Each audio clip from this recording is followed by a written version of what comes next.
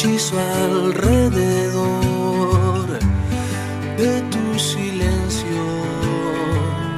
luminoso. Vamos a ver si la segunda será la vencida. A ver si aunque... intento. Ya estamos, ahora sí. Porque recién empezamos a transmitir y decía que estaba por comenzar y por comenzar y por comenzar y no comenzó. Algo estaba fallando. Algo andaba así mal. Que, y además ahí tiene el conteo. ¿Ves? Claro. Entonces sí. Le damos la bienvenida al domingo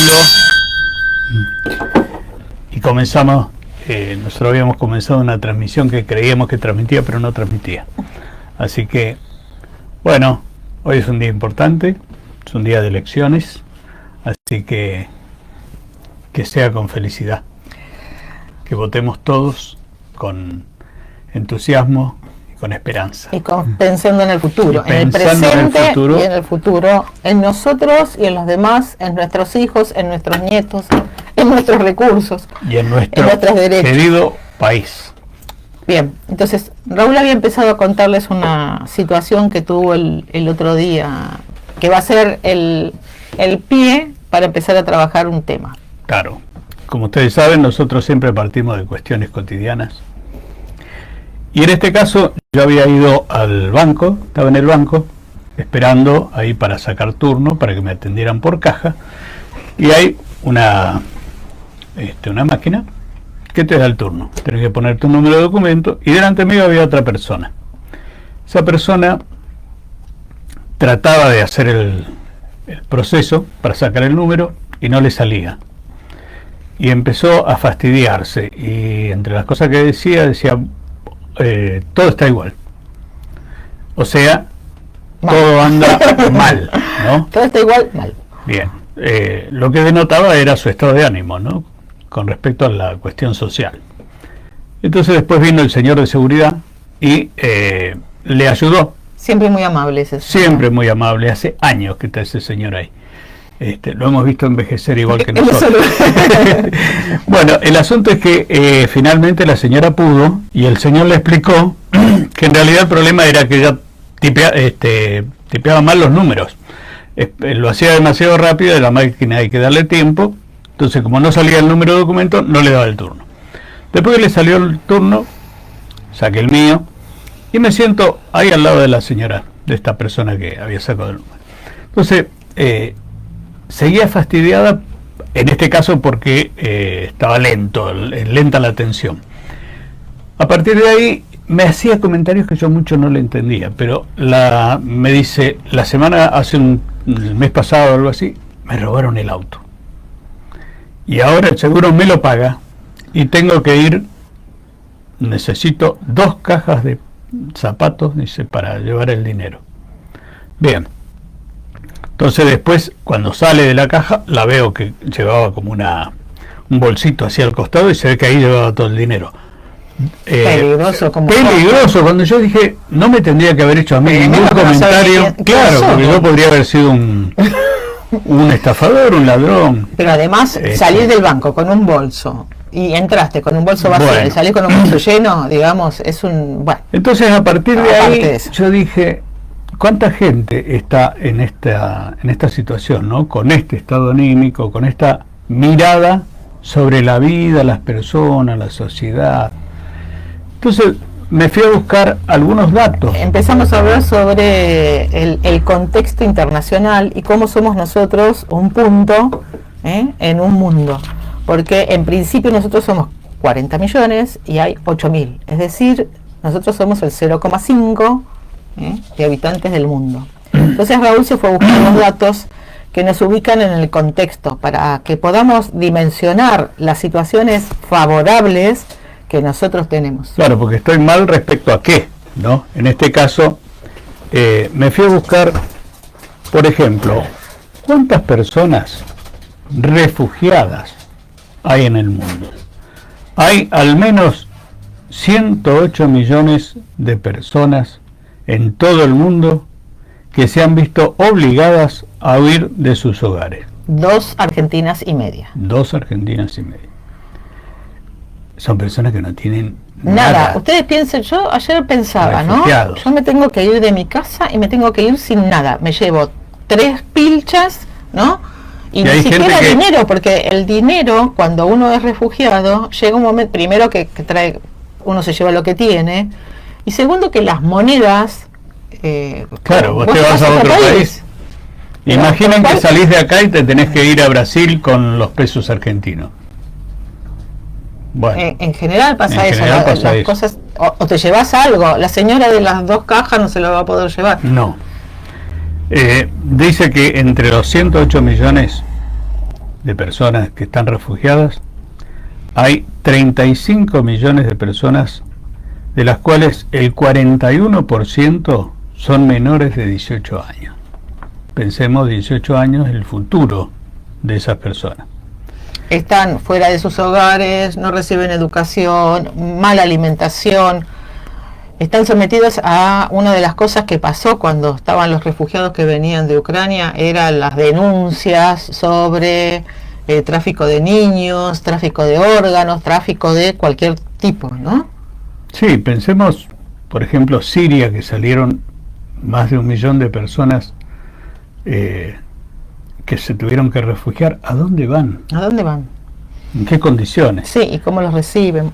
Dice que también hay millones de personas apátridas, a quien se les ha negado una nacionalidad y acceso a derechos básicos como educación, salud, empleo y libertad de movimiento. Bueno, hay una todas cosas que nosotros tenemos desde hace mucho tiempo. Hay una película de, no me acuerdo yo en los actores, Tom Hanks, el que está en el aeropuerto, que él llega al aeropuerto y resulta que en el interregno su país entra en guerra. Su país cambió de nombre, cambió de no sé qué, entonces no es más lo que era, pero tampoco es lo que va a ser. Y entonces está ahí en un lugar que, bueno, lo ubican en el aeropuerto, que es un lugar más o menos posible, pero ustedes piensen que la gente no está en aeropuertos. Estas personas que están huyendo no están en aeropuertos. Después vi otro dato, que algunas cuestiones uno las tiene naturalizadas, como si estuvieran dadas por sí. Dice que hay entre 2.000 y 3.000 millones de personas que sufren escasez de aguas durante al menos un mes al año. Imagínense o imaginémonos sin agua por el término de un mes. De por lo menos un mes. De por lo menos un mes, porque es un promedio, o sea que hay gente que pasa mucho más tiempo. Pasa todo el tiempo. Lo que supone graves riesgos para sus medios de subsistencia, en particular la seguridad alimentaria y el acceso a la electricidad. Te cuento. Ahora, 2.000 a 3.000, nosotros recién veíamos que es un poco más de las 2/3 partes de la población mundial. La tercera parte de la población mundial, 3.000. Más o menos, un poco más de la tercera parte de la población mundial. ¿Qué pasa esto? No sabemos qué pasa con las otras 2/3 partes. No sabemos cuánto. Ahora, y este hecho también me parece interesante que vos leías, que en Medio Oriente y el norte de África hay activos 45 conflictos armados. Con lo que 35 en el resto del continente africano, o sea que ahí tenemos 80. Europa tiene 7, América Latina tiene 6. Asia tiene 21 conflictos activos. Sí, incluyendo algunas cuestiones vinculadas a cuestiones criminales. Ahora, ¿esto quiere decir que nosotros gozamos de las condiciones ideales? De ninguna manera. En realidad, lo que me disparó la situación de esa persona es que yo he visto muchas personas que están en ese estado. ¿Y cuál es el punto importante en este caso? Es que cuando uno está mirando solamente el déficit, no puede ver lo que tiene. Entonces, si no podés ver lo que tenés, no podés hacer con eso que tenés. Claro, y después vas a decir, ¡ay!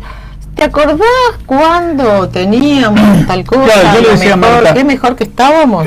A lo mejor dentro de 2 años miramos para atrás y decía, che, no estábamos tan mal, porque teníamos esto, teníamos aquello. Bueno, el punto es ¿por qué miramos las cosas cuando las perdemos? Claro. ¿Por qué no damos cuenta lo que tenemos cuando lo perdemos? ¿Por qué esperar a perderlo para reconocerlo? En cualquier, aplica a en cualquier sentido, vida, ¿no? Estamos hablando en términos de una elección política que es importante, pero además uno lo puede mirar en situaciones familiares. Cuando mira, che, pero no estábamos tan mal. Mirá los problemas que tenemos ahora. Si nos hubiéramos dado cuenta lo bien que estábamos, porque es a partir de lo que tenés que podés hacer algo, ¿no? Sí, ahí el tema está vinculado con la felicidad. Vieron que nosotros tenemos una idea romántica en el sentido no del romanticismo, ¿no? Sino en el sentido vulgar del término de bueno, en algún lugar, ¿no? Como decía Lacan, nosotros creemos que en algún lugar hay un hombre feliz. Bueno, la felicidad no existe como estado permanente, sino que lo que existen son momentos de felicidad, y por eso es una invitación a disfrutar de lo que tenemos y trabajar para lo que no tenemos. Ahora, si nuestro estado general es de amargura, de criticar a los otros, a mí me parece súper interesante esta cosa, ¿no? Miren la película de Robbie Williams, del cantante, vean lo que sufre esa persona cuando los demás le dicen que no sirve. Yo puse también un video en mi Face de Tini, que hace con una canción con todo lo que le dicen a ella, que tiene una voz preciosa, más allá de que a uno le pueda gustar o no lo que hace o lo que fuera. Ha juntado todas las frases de los odiadores que le tiran por las redes, de que cómo era su ombligo, de que no sabe cantar y demás. Fíjese cómo puede transformar ella algo súper negativo en un mensaje. Es una campaña que se hizo hace 4 años en contra de los haters, de los odiadores, digamos, llévenle con su nombre. Y ahí en la película de Robbie Williams pueden ver cómo le afecta a una persona que estaba en lo máximo del éxito, el miedo que tiene ante situaciones que deberían haberse a esa altura ya resuelto, y cómo hay sentimientos que nosotros los tenemos siempre, ¿no? Entonces, ¿qué hacer con esos sentimientos? ¿Cómo ayudar y ayudarnos? ¿Cómo encontrar a otros? ¿Cómo cobijarnos con otros, con amigos, en encuentros con los otros? Bueno, ¿qué hacer con eso? Yo me acordaba, con respecto a esto, que las personas creen que porque alguien tiene dinero o fama, tiene la vida solucionada, ¿no? Y que vive mejor o peor que otro. Fuimos a un congreso con Marta a Mendoza y estábamos en una cena con personas que han viajado, que están formados académicamente, bueno, tienen un recorrido importantísimo. Y hablamos de Messi, no sé por qué salió la conversación Messi, y una de las personas que hablaba decía que como que Messi tiene la vida solucionada. Yo le decía, mirá, en realidad me parece que tiene los mismos problemas que nosotros, tiene su familia, que tiene que cuidar a los hijos, tiene que cuidar a la mujer tiene que ocuparse de ciertas cuestiones. Y esa persona me decía, no, porque vos no sabés, no tenés idea de lo que es levantarse a las 4 de la mañana. Vos sí tenés idea, porque vos te levantás a las 4 de la mañana. Entonces, yo le decía, pero mira, en realidad los problemas son los mismos, porque el dinero no soluciona las cosas. Al contrario, yo tengo la teoría de que los que no tenemos dinero, todo lo que quisieras, siempre creemos que cuando tengamos la fortuna que necesitamos, todos los problemas van a estar solucionados. Ahora, el que tiene la fortuna y tiene problemas, ya no tiene la esperanza, porque la fortuna ya la tiene. Entonces, bueno, hay otra docuserie sobre la mujer más rica del mundo, que les invito también a mirarla, bueno, que es sobre la dueña de L'Oréal, ¿no? Y bueno, las versiones de las docuseries están edulcoradas, así que imagínense lo que son las vidas de esas personas. Siempre está edulcorado. Y hay cosas que se pueden decir y hay otras que no. Cuentan. Entonces, parte de esto, lo que nosotros hoy queremos transmitir es, ¿por qué no? En principio, lo mío es una invitación, aunque no voy a lograr que la invitación a quienes va dirigida lo realicen. una invitación a tratar de no juzgar a los demás, ¿no? A mí me parece súper fuerte que hay alguien que se atribuye, ¿no?, el derecho, como diría Samaja, de decirle al otro que hay que soberbia. A ver, hermano, ¿quién te preguntó, no? Entonces, ¿cómo criticar a los demás, que es tan liviano y tan fácil? Yo los invito a guardarse esos apelativos. Si alguien nos pregunta algo, se lo podemos decir. Si alguien no nos pregunta nada, no tenemos derecho a opinar sobre la vida, el cuerpo, la mente, las acciones de los demás. El otro tema que yo quería... Ese que acabas de decir es un ejercicio de ir de a poco tratando de no lastimar a los otros, ¿no? Y creer que tenemos el derecho a hacerlo.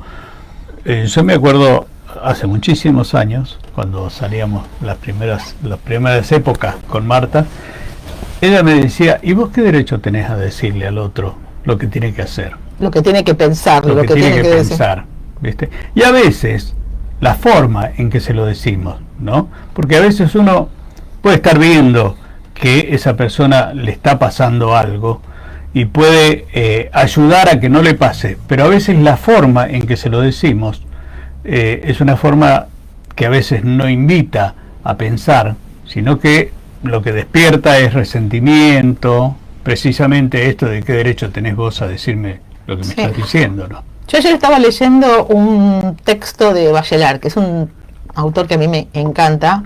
Se escribe Bachelard, si lo buscan lo van a encontrar. Con B larga. Sí.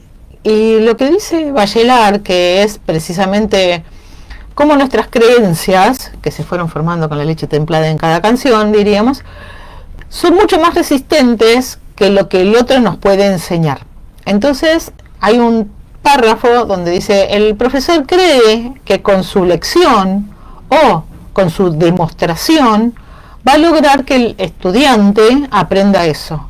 Sin embargo, si no pone en cuestión primero las creencias, ¿no?, que es una actividad que tenemos que hacer los docentes en cada clase, si no pone en cuestión las creencias, no va a aprender, el estudiante no va a cambiar esa cultura que tiene, esa formación, eso en que cree, esas representaciones sociales, como le llamemos. ¿Por qué? Porque las creencias son resistentes. Entonces, muchas veces lo que se le dice a la población no llega, porque en realidad, en algunos casos llega porque está montada sobre ciertas creencias. Necesitamos un padre que nos venga a decir lo que hay que hacer, y otras veces no llega precisamente porque no pone en cuestión estas creencias, y lo que nosotros creemos es que con la prédica vamos a lograr. Alcanza, claro. Es eso. Porque la creencia en este caso es una, mientras Marta hablaba, yo pensaba, la creencia es una tierra fértil donde determinadas semillas germinan y otras no. Sí, siempre y cuando esté preparada para esa semilla. Claro. Por eso hay que ponerla en cuestión. Es decir, tanto para los docentes como, por ejemplo, los adolescentes. Nosotros, el otro día me decían, no, porque tal, el hijo de tal va a hacer tal cosa. Y entonces yo le pregunto, ¿qué edad tiene? ¿Entre 16 y 18? Sí, me dijeron 18. Bueno, es un adolescente. Por lo tanto, lo que nosotros podemos esperar de los adolescentes es que traten de cuestionar la autoridad. Si yo lo que hago es no tener en cuenta eso, voy a interpretar mal sus decisiones, porque el lugar de la autoridad soy yo. Es posible que haga algo para cuestionarme a mí y resulta que tome decisiones que involucran a otros. Entonces, hay que también tratar de interpretar lo que sucede en relación con la etapa en que se encuentra la otra persona, sobre todo si son nuestros sobrinos, nuestros hijos, nuestros nietos y quien fuera, y cuando nos cuestionan, si son adolescentes, saber que están tratando de constituirse en alguien diferente a nosotros. A veces después siguen la adolescencia, pero bueno, ese es otro capítulo. Entonces, tratar de poner las cosas en contexto. Esta señora, en vez de pensar, bueno, tuve la mala suerte que me robaran el auto, pero tuve la buena suerte que me pagaron el auto, lo que pensaba es en la dimensión del dinero. Ven que ahí está, ahí podemos suponer que hay una práctica de ver determinados programas que todo lo transforman en algo negativo. En algo negativo, pero además fácil de interpretar, porque en la dimensión del dinero es algo concreto, en algo concreto. Y entonces yo pensaba, bueno, a veces queremos no dar explicaciones simples para no reducir un fenómeno complejo a algo simple. Bueno, y después pensaba, bueno, porque muchas veces se equipara el Estado a una casa. Ustedes piensen lo que es la casa, ¿no? Lo que es una casa, que son 5 personas, 10, 12, 20. 5 actividades. Bueno, ahora, también pensaba, vamos a hacer el ejercicio inverso, de simplificarlo. Entonces, se me ocurrió la siguiente analogía. Vamos a suponer que vos te rebelas contra tu... o me rebelo yo. Digamos, te digo, mira, a partir de ahora, nosotros que vivimos en pareja y que tenemos una hija que va y viene, digamos, porque vive en el exterior, viene y va. A partir de ahora, yo no voy a hacer nada de lo que hago habitualmente y te vas a arreglar, ¿no? Entonces, bueno, Raúl se ocupa básicamente de la ropa, y yo del orden. Bueno, pero ahora no voy a ordenar más. Entonces Raúl va a juntar ropa, y ahí va a quedar, ¿no? Es decir, lo que me toca a mí, yo ya no me voy a ocupar. Y me ocupo también de los pagos, pero ya no me voy a ocupar más. Es decir, me revelo y ya no me ocupo más de los pagos, porque me cansé, porque esto no puede ser, porque es siempre lo mismo, etcétera. Y no me ocupo más. Y arréglate. Pero él no tiene ni idea porque me tocaba a mí. Me tocaba a mí y decidí no hacerlo más. No sé cuáles son los vencimientos, nada. Claro, entonces, cada uno de nosotros en la sociedad tiene una tarea. Si nosotros dejamos de hacer esas tareas no es que son tan fáciles de reemplazar por otros. Eso se deja de hacer y eso se convierte en un caos, porque esta casa sería un desastre. Por ejemplo, ayer entre los dos lavamos y colgamos las cortinas. Bueno, uno la enjuagaba, el otro la ponía en el lavarropa, después la colgamos, limpiamos. Bueno, entre los dos armamos algo. Ahora, si ninguno de los dos hace las cosas, o si la hace uno solo, es imposible llevarlo adelante. Miren, hipersimplificando. Bueno, el Estado es lo mismo. El Estado tiene funciones que si nosotros se las sacamos, no las va a hacer otro. No. No las va a hacer otro. Si nosotros al Estado le sacamos la función de representarnos en el concierto de las naciones, no las va a hacer otro. Y nos vamos a quedar en un estado de vulnerabilidad. Bueno, eso es lo que hay una decir. Demonización de la función del Estado, ¿no? Y lo más paradójico en este caso es que esos países a los que tanto se admira desde acá, los que rechazan el Estado argentino, admiran a países donde el Estado es muy fuerte, súper presente, proteccionista. Entonces, en ese sentido es que hay que llamar la atención. Los llamados desarrollados son proteccionistas. Protegen a sus empresas, protegen a sus recursos. Entonces, bueno, pensemos las consecuencias de esto. Bueno, y dicho esto, mirá, ¿cómo se nos fue? Tenemos que ir a votar. Bueno, respecto a esto de las creencias que son tan fuertes, ¿no? Esta semana, el martes, estuve en una clase presencial que tenemos con otra profe y tenemos alumnos, algunos que son adultos, todos profesionales, y habían 2 alumnas con las que yo estaba conversando y bueno, salió un tema que tiene que ver con el seguro verde, que es un seguro que las compañías aseguradoras ponen una cantidad de dinero para reforestar, ¿no? Para simplificar esto y no hacerlo muy largo. Entonces, una de las chicas habló de la tala de árboles. Y yo le decía, mira, no es solo la tala, sino las consecuencias que trae después de la tala, el tratamiento de esos árboles para hacer celulosa. Sí, y ahí lo llevé. ¿Y sí, qué árboles plantás? ¿Y qué árboles plantás? ¿Qué árboles plantás? Bueno, que son para hacer celulosa o son otro tipo de árboles? Hay mucha plantación de árboles para hacer celulosa, que son árboles de crecimiento rapidísimo y que consumen una cantidad de agua enorme, ¿no? Con las consecuencias que trae lo que le decíamos del agua.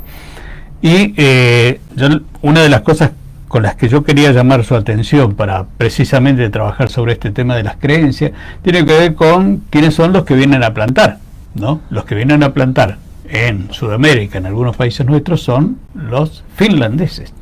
Y Finlandia tiene un prestigio a nivel social, educativo, de índices de felicidad en el mundo.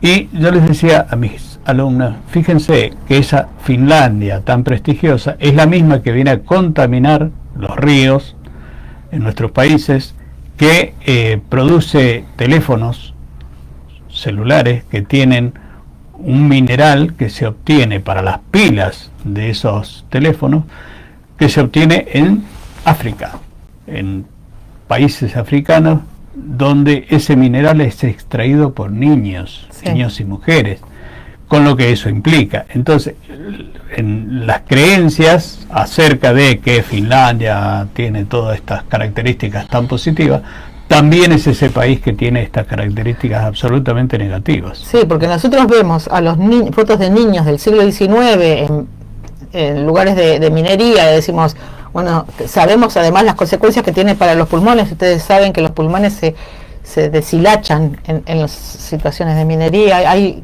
problemas graves, pero creemos que esos niños eran del siglo XIX. En el siglo XX los niños siguieron trabajando en esas situaciones, en explotaciones de los diamantes y demás, y también actualmente, son niños, son tan niños como nuestros niños, son igual de niños. Y en el círculo, para cerrar el círculo, pensemos que lo que les decíamos al principio, de estas guerras que hay en África y en algunos países asiáticos, tiene que ver con esta política extractiva que tienen algunos países centrales para llevar la materia prima hacia sus países. Tiene un costo, y a veces estos conflictos tienen que ver con eso, ¿no?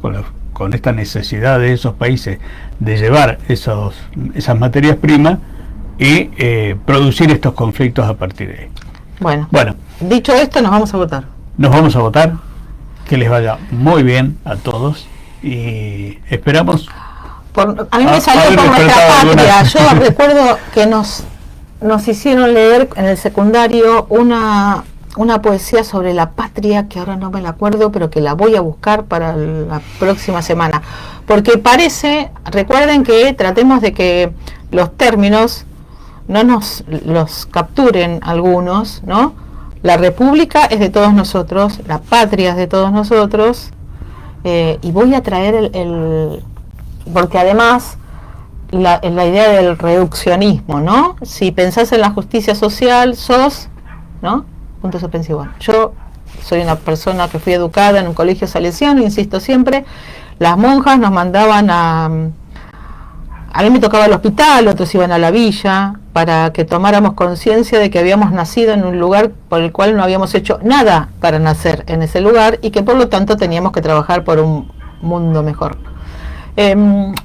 Con tristeza a veces veo que algunas personas lo han olvidado, pero bueno, no puedo hacer nada sobre eso, puedo trabajar sobre el presente.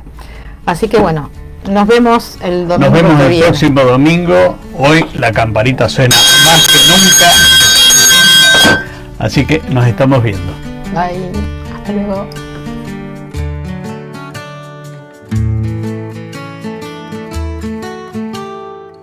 Hay un hechizo alrededor de tu silencio, luminoso resplandor.